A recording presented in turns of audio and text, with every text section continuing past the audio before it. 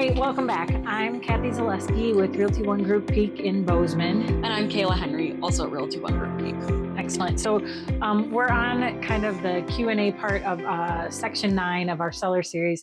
And this is kind of what happens between contract to close date. So we just wanted to talk about some of the things that both what will be happening behind the scenes, things that Kaila and I do, and also things that the sellers can do to make sure that they're on track and ready when close happens. Hopefully with minimal stress. Right.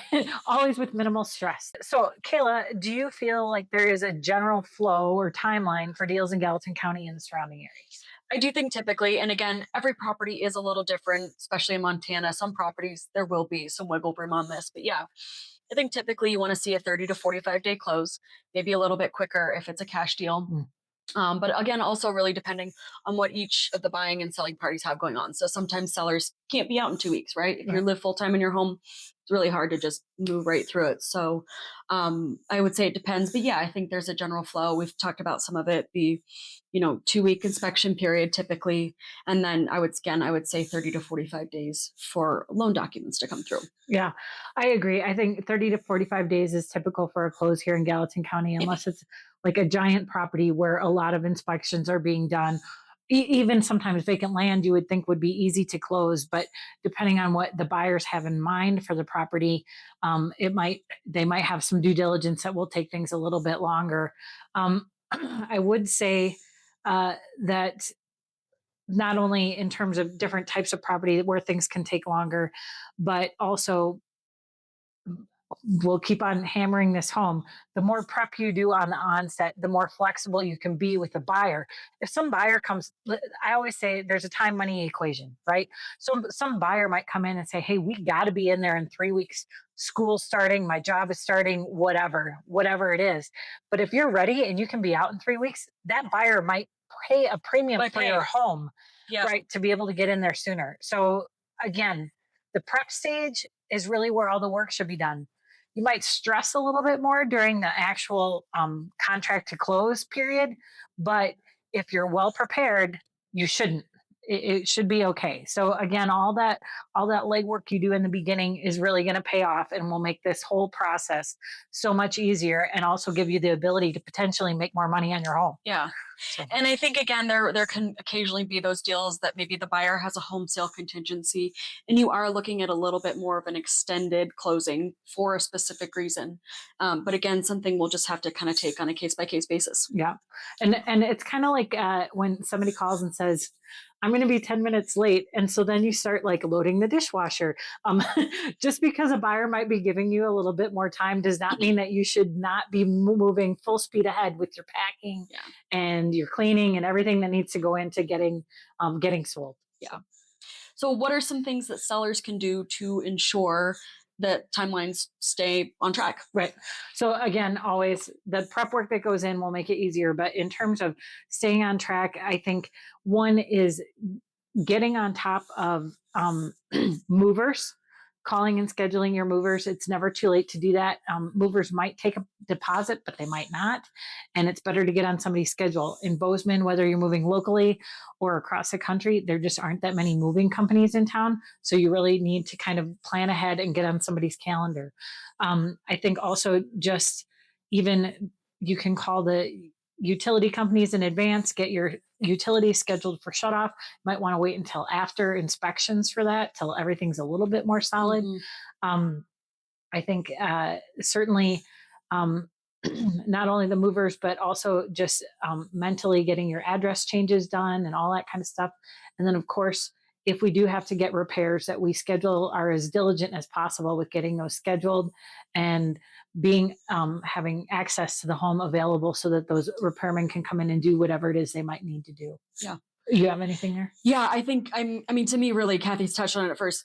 The prep work. Prep work is where you as a seller can really help yourself stay on time. So it's not hard for you to be ready for inspections. It's not a huge lift for you to move the remaining items out of your home if you're still living there. really prepping is how you can help yourself keep those timelines prepping, and then home availability, Yeah. making sure that the home is easily accessed Yeah. by the right people. And yeah, that'll help keep everything on track so that we can get to close in a timely manner. And rest assured, while this set of videos is kind of seller oriented, the buyer and the buyer's agent are working diligently as well. And I know for sure I like to check with the buyer's agent pretty often to make sure that things are going well. In some of the other states I've worked in, there were timelines that we would get specific information from a lender saying that, okay, they've gotten this far in the process, it's underwritten, it's whatever's next. I don't necessarily get those here in the state of Montana, but I always will call the lender and or the buyer's agent to make sure that their process is going well. I know I'm always waiting for that call from the appraiser. The appraiser Yeah. will typically call the listing agent to see about access. And so if I haven't heard from an appraiser at, I'm going to say at the 2 or 3 week mark, I'm calling that listing agent, Yeah. or I'm sorry, the buyer's agent, to see what's going on and Yeah, just make why sure we're on hasn't the track. lender ordered the Yeah. appraisal yet? Or, and I think that that's kind of part of what a seasoned agent wants to make sure that everything will go on time, and so that they don't just walk away and let it happen. And people like Kayla and I don't let that don't aren't those kind of people anyway. I always say we want to be proactive, not reactive. Right. So, oh no, appraisal hasn't been ordered and now we're delayed because of it. To me, I'm Yeah. like, why hasn't the appraisal been ordered?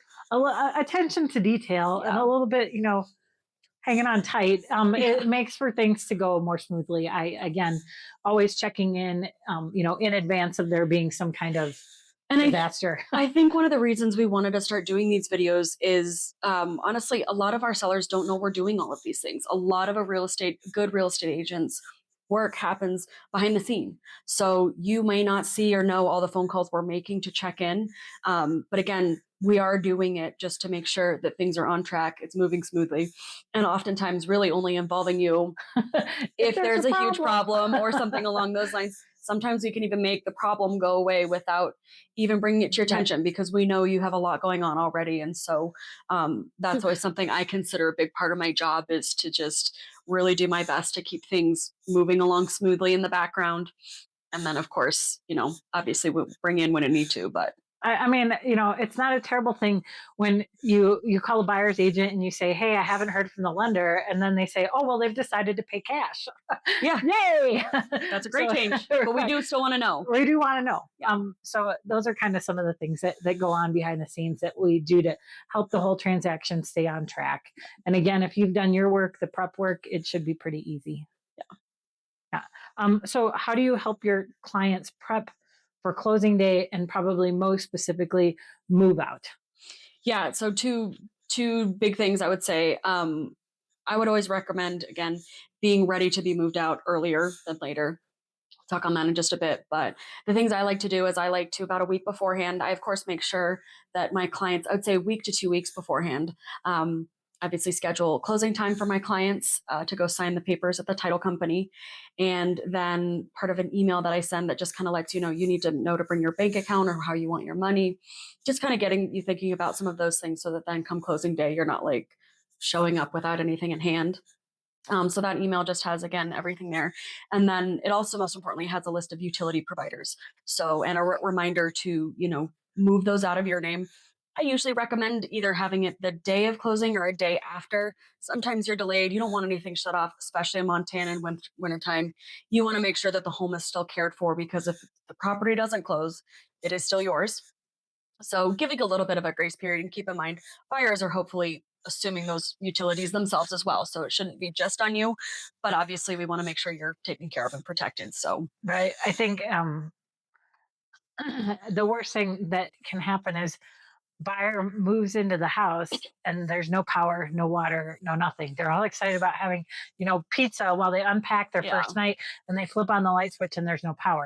So some of that is the buyer's agent and the seller's agent, hey, my sellers have got the utility scheduled for this day.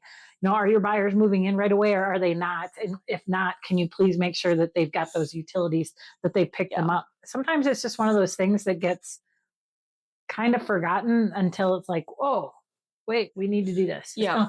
Yeah. And I would say same thing with mailbox keys, right? A lot of homes now have the cluster mailboxes.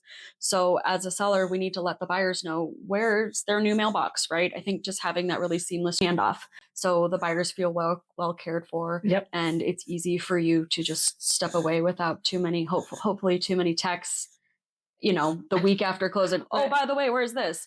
I like to try again, get ahead of all that, get that information up front so that it's just nice and Right. seamless. It kind of goes all the way back to the prepping for the listing. Like when you're doing a list of upgrades, create another list that's like, okay, this is the person that handles our blows out our sprinklers in the fall, and this is a person that has maintained our koi pond, and this is the person that we use to put up our Christmas lights. Well, none of that is necessary. It is sure a really great thing to be able to leave behind with the buyers, and nothing's worse than having a mailbox key and going out and having to try and open 60 mailboxes to find your mailbox. So, or having to go to the post office, which here in Bozeman and Belgrade is a real nightmare, to try and figure out what box is actually yours. And I think most importantly, too, really having that complete package. It's something you'll hear me talk about, and I'm sure you like it as well. It really gives buyers the impression, and it's true, that you've really cared for and loved your home when you can really present a nice, full, clean package. Really puts them at ease in a way that you can't put any sort of real value on, but trust me, it is incredibly valuable. Yeah. So Kathy, when do sellers actually have to be out of their home? Okay, so you hit on it a little bit, and I think you absolutely should be out the night before. All your stuff packed and moved. If you need to stay in the place because you don't want to have a hotel room or whatever, which is fine, just plan on being on blow up mattresses. The buyer can do their walkthrough 3 days prior to close. And when they walk through, they expect it to be, pretty darn close to how it's going to be handed over to them. 95% packed. Yeah. And they should be able to see all the walls top to bottom. They should be able to look in the refrigerator, look in the oven, look at all the things to make sure that it is ready for transfer. While the standard is broom swept. That in our contract, I believe it does say broom swept clean. Nobody wants to move into a dirty house. Do a better job than that. Yeah. Yeah. Try harder. Yeah. You're going to be moving into something. You will expect that to be clean. You don't want to be horrified the night before, or if you've chosen to buy a project property, that's great, but you probably got a great discount on that. As a seller, you probably wanted top dollar, which means you should leave them a top dollar residence. I think that's that is kind of one of the biggest. It can be an overlooked thing. Same thing as we recommend for, again, showings and everything. Just having a really nice, clean home really just goes leaps and bounds for buyers. And just keeping in mind that everybody's definition of clean is a little different. Try and be on the higher side of that because you just don't want to have there be any problems. Because again, I mean, it's rare. I've personally never seen it. Buyers can not sign the documents if they're not happy with the condition of the home. Yeah. It's not something, again, I've ever seen, but I do think it's a possibility. I had a closing like that last year. The buyers had asked for the home to be professionally cleaned. The sellers did not agree to that, but they agreed to clean it in a professional manner, which I warned them was very difficult because that is subjective. And the buyers were unhappy when they went for their walkthrough. So that meant that, we had to write a check to the buyers to cover the cleaning because we didn't fulfill our end of the contract. So yeah, just plan for it and be on top of it. Yeah. Just make it easy for yourself. Again, I always recommend hiring a professional cleaner anyways. Usually the last thing you want to do after you've spent all this time packing up your stuff, your boxes, getting it loaded, moving, all of that, you don't want to go back and clean the house top to bottom. Just hire. It's money well spent, in my opinion. Well, you'll thank yourself for it. Yeah. And with that in mind, going back to like the original question, when do you need to be out? Well, it'd be best if you were out at least a day prior to closing so that those professional cleaners can go in and clean everything while all your stuff is gone. Yep. That ensures that the buyer can't be unhappy, theoretically. Yeah. But I think, sellers should really plan on being out of the house the day before closing. And even sooner, I mean, if you could be if you could be out before they do their walkthrough, that's great too. Plan for a day or two just so you're not stressing yourself out. Things always end up being delayed. Just again, the less stress you can put on yourself, um, the better you'll be off. You absolutely should not be planning on moving out the day of close. 100%. That property could record as early as 9 a.m. and the house is no longer yours once it records. Yeah. So yeah, don't plan on moving out the day of closing. So Kathy, what happens if the movers damage the property? How have you encountered that, and what have you gone around with that? So if there's property damage, let's say uh, movers come, 4 days prior to close, and they're moving out furniture and they're bringing a couch from downstairs, and oops, somebody trips and the couch goes through the drywall. Okay, couple of things can happen. Number one, sellers, if this happens to you, please call your agent, because we can give the buyers an option to take a credit, or a holdback, basically, or you can write them a check that would transfer at escrow or through the title company, but uh, for the repairs. So they may accept the house as is if you've given them a check to make that repair themselves with their handy person or whoever at a time that's convenient for them. There is the potential that it wouldn't close on time and that repair would need to be done prior to close. I think everybody involved in the transaction doesn't want that to happen. Buyers have certainly made their plans in terms of moving in or canceling, moving out of their apartment or other home, or maybe they've been in transition anyway. So everybody's excited about closing date. Nobody likes to postpone that. So usually the fix would be to do a credit or a holdback for whatever it might be. And just again, this is the seller series, but the reason I would recommend it for buyer clients is because then you get to control who is doing the work on your new home. We don't want some seller picking just some random person who can do it fastest, right? So I think it's beneficial for both parties to do that holdback, or again, just give a little bit more of a credit or something along those lines, right? So that the closing date can be held. Interest rates could change for a buyer, all the things. There's just a number of reasons why we like to keep the closing date. It's not just so realtors get paid. Right. It really is in the client's best interest most often. Well, everybody else in the transaction, besides the agents, are moving. So there's a lot on the line. Yeah. Not for us, but for everybody else. So everybody usually does want it to close. I think, that being said, the example I gave was kind of pretty easy to fix. There are things that could happen in a home. Fire, for example, something like that might be a much bigger deal. And yeah, in that case, it is likely that we would have to delay closing. Yep. Fire, flood, something like that. Yeah. But generally speaking, that's not happening. It is something more minor, like, oh, we unplugged the refrigerator and it leaked onto the hardwood floor. Okay, well, we'll have to have that fixed. But okay, we've got an estimate. It's $800. Here's an $800. And just mostly for the sellers understanding that, the buyer, how our contracts are written in Montana, you are delivering a buyer the product that they have originally viewed at inspections and all of that. So do keep continuing to care for your property. Just because you're through inspections doesn't mean you can just let it all break go. A toilet. Yeah, like the property does need to be, contractually right in the same place. So I think what happens if the sellers can't get out of the house prior to closing day? I mean, certainly not an ideal situation. I think there's two ways you could remedy that. Number one, the sellers could start paying the buyers rent essentially for every day that they're in there, or closing would be delayed.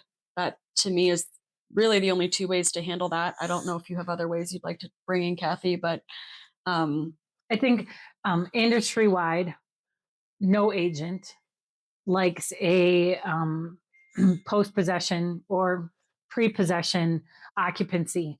And by that, I mean that the buyer would take if it was a vacant home, that the buyer moved in before actually paying for the house. And on the other side, that the seller would get to stay after the buyer owns the house. Nobody likes that. There's a lot of, it's not as easy as being a renter in a property. It gets complicated very, very quickly among many lines. Insurance, again, damages, all of those things. So it sounds like it can be an easy fix.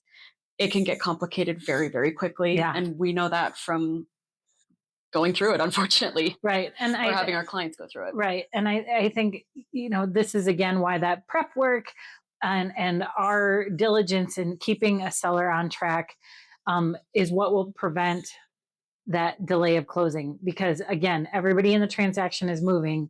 So it's not easy. It really messes up a lot of things. So the goal is to make everybody aware and be on the same page. The closing is going to occur on this day. That means that is the day. You are done. You are out. It is not your home anymore. So while yes, there's potential that this could happen, it's not ideal. And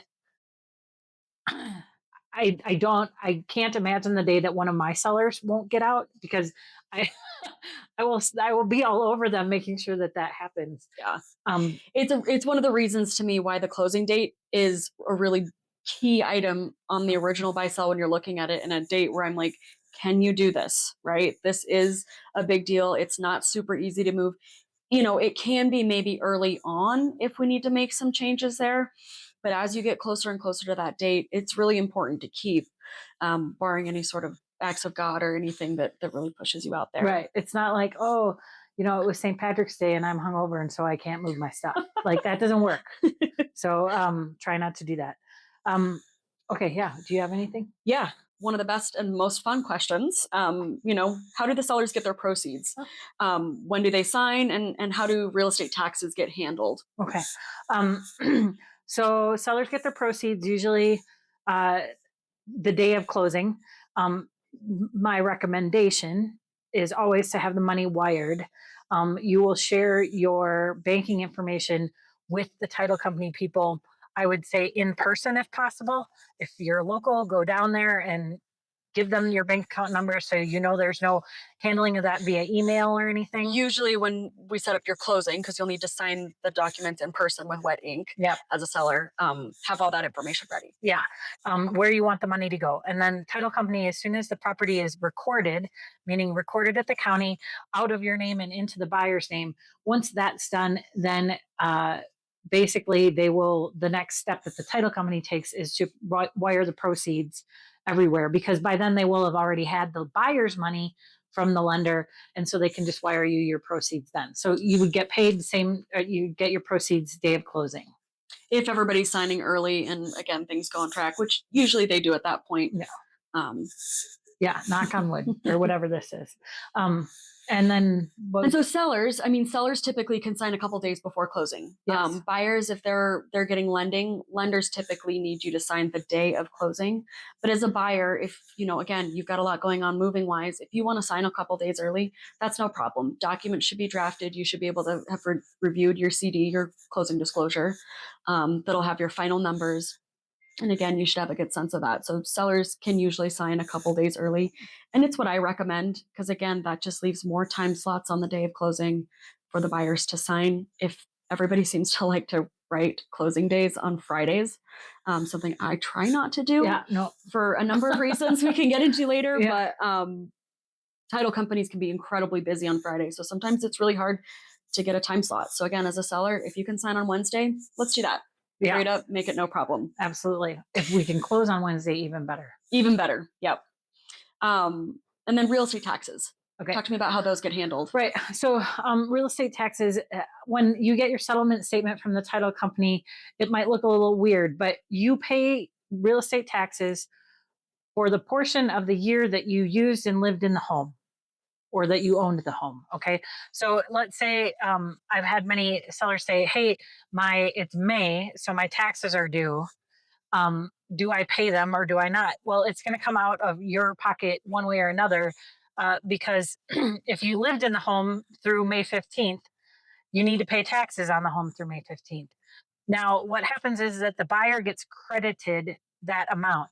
So ultimately, the property taxes for that year, 2026, 2025, will be paid in full, the entire amount, by the buyer. But in the meantime, you have paid for the part of the year that you used the property by giving the buyer a credit for that amount. And the title company prorates that to the day. So that will be on your settlement statement, but it might look a little strange the way they credit the buyer for your part. And I think the biggest reason it's done this way, and a key term I've always been familiar with, is that in Montana, or at least Gallatin County, taxes are paid in the arrears. And so we don't often know the tax bill sometimes. So you're sometimes working off of last year's tax bill. But again, understanding that typically, or almost always, if you're closing on a home, the buyer will be responsible for that full tax bill. But you, as the seller, have already reimbursed them for the portion Right. of the year that you've owned the home. Right. So it can be a little confusing, but that's what title companies for. Yep. They do all those prorations, make sure that the math's right, and keep in mind they're a neutral third party. Right. So they are not on anybody's side. They just want to do the math and make it clear for people. Yeah, absolutely. And again, the title rep, your escrow officer that does the signing with you, she'll go through that settlement statement and make sure that it's all clear to you. And you'll have the settlement statement probably a couple days in advance. So if you do have questions, highlight, circle, whatever, and don't hesitate to call your escrow officer to get some information about what you're unclear about. Yeah, I think to me, all those numbers on there should be crystal clear to you. You should understand what you're paying for, where money is going, because it matters. Right? Yeah, it matters. Yeah. So that's what I have. I think no more. We didn't have the keys part. We don't have any key questions here. Okay. I Or think maybe that's you in the have it? next one. Foreshadowing. Okay. So thanks so much again for tuning in. And our next one will be kind of about closing day and what to expect specifically. And I think like key handovers and things like that. So thanks again, and we'll see you soon. Thanks. Bye.